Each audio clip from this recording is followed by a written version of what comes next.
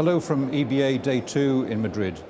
I'm here with Kevin Brown from RBS Group, Fred Mouchel from JP Morgan, and Christian Goerlach from Deutsche Bank, following their panel on the implications of Basel III. Kevin, if I can start with you, with the pressure upon payment prices and the standardization and commoditization we've been hearing about, liquidity became quite a topic in your discussion on Basel III, and particularly intraday liquidity. When and where do you see intraday pricing for liquidity coming in? It's quite an interesting challenge because I'm not sure it's as narrow as just intraday pricing. What we're seeing, particularly from the experience we've had with the implementation of the FSA rules in the UK, is clearly we're getting to a place where we'll be reporting minute by minute our intraday exposures for our clients. That is going to drive, I think, a transparency level, which means you'll be able to see who's bringing you liquidity and who's using your liquidity on an intraday basis. Now, I think the behavioural challenge is going to be the one that we'll all have to face, and I think it's one certainly that central banks are concerned about, with people changing their behaviours to move their payments towards the end of the day, perhaps. The particular challenge around pricing is going to be one where I think, as people look at this from a client perspective, whether they be big corporates or financial institutions who are clearing through you, they're really going to be looking at how they manage their risk exposure on a much tighter fashion. So I think the idea that there's going to be significant revenues from charging is perhaps one that's a misnomer.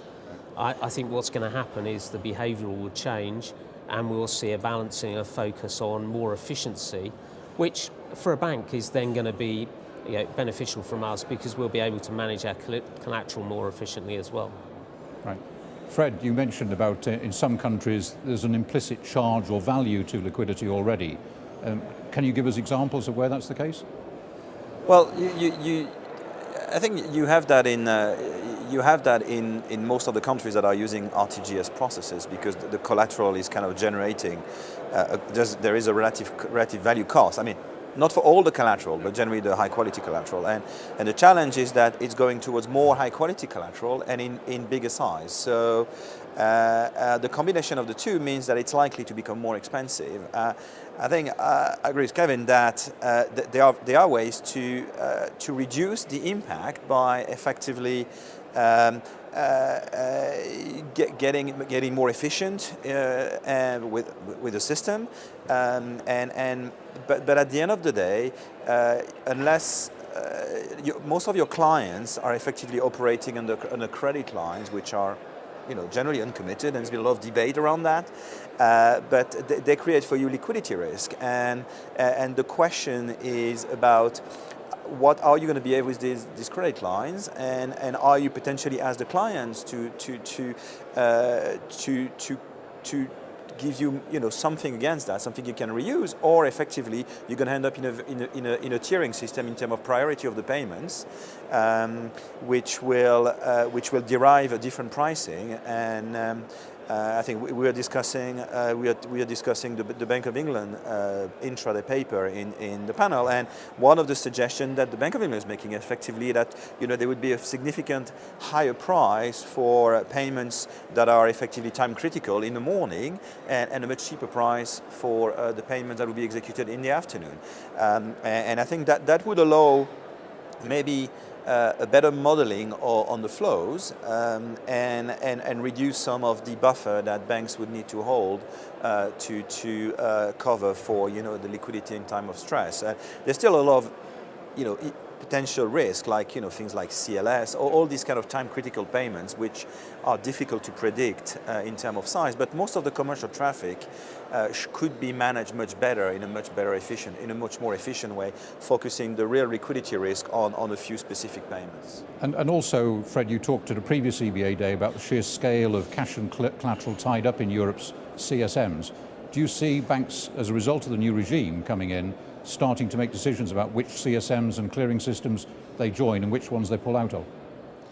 I think they will, but I think they've done that already. I think that has started already, and you see a lot of work done by the CSDs, the ICSDs to become more collateral efficient and to be more interlinked with the central banks. I think the challenge historically has been that it was not that easy to move securities, while it was very easy to move cash. And in reality, there was more spare securities spare cash. I think that is evolving. I mean, if you look at Euroclear, if you like Clearstream in Germany, I mean, there is much more flexibility. CCBM2 will help, and Target 2 securities will also help. So there is the market-wide initiatives are all going into the same direction. And from a cash perspective, I think there's been initiative in the UK with CHAPS in trying to make it more liquidity efficient. I think Euro1 is working on obviously adding to its resiliency, but also adding some liquidity efficiency tools. And very often they are very easy things that you can do simply by taking the time to think about it and putting everybody around the table. And that can save a huge amount of liquidity and allow you to process much more and to settle much more transaction efficiently, fast, and with little collateral. So I think that's really good. Christian, I recall in 99 as the euro was launched, Deutsche was the first bank to basically prefer a system, Euro 1 from the EBA. Do you see yourself working more with partners and with the CSMs over the next few years to get tools and capabilities to improve liquidity management? I think what we have heard on the panel just a few minutes ago is that it's widely expected that the costs for the collateral that are currently used in the RTGS system to facilitate this clearing and settlement will be likely to go up with the Basel III items that are currently out, and also with the expected paper on the intraday. So I think here Euro 1 will be on the spot here because it provides very, let's say, liquidity efficient clearing, and I think nothing has changed then since 1999 that we're looking forward to use the Euro 1 capabilities. Absolutely. I mean, I thought SEPA had been delivered in 1999 and obviously made a mistake. Kevin, can we finish with you? You asked your fellow panelists for a single message to give the audience as you concluded. Do you have your own aggregate of that or your own message to give them? I mean, mine flowed very much from, I think, Simon and Christian's comment. I think the key issues of transparency are driving behavioural changes, and I think as an industry now, and as banks, with our clients in mind, we need to act early. And I think we've got a strong base in terms of being able to engage with regulators and central banks to help shape the efficient future of our payment systems, and particularly how we manage intraday. Excellent. Thank you very much, gentlemen.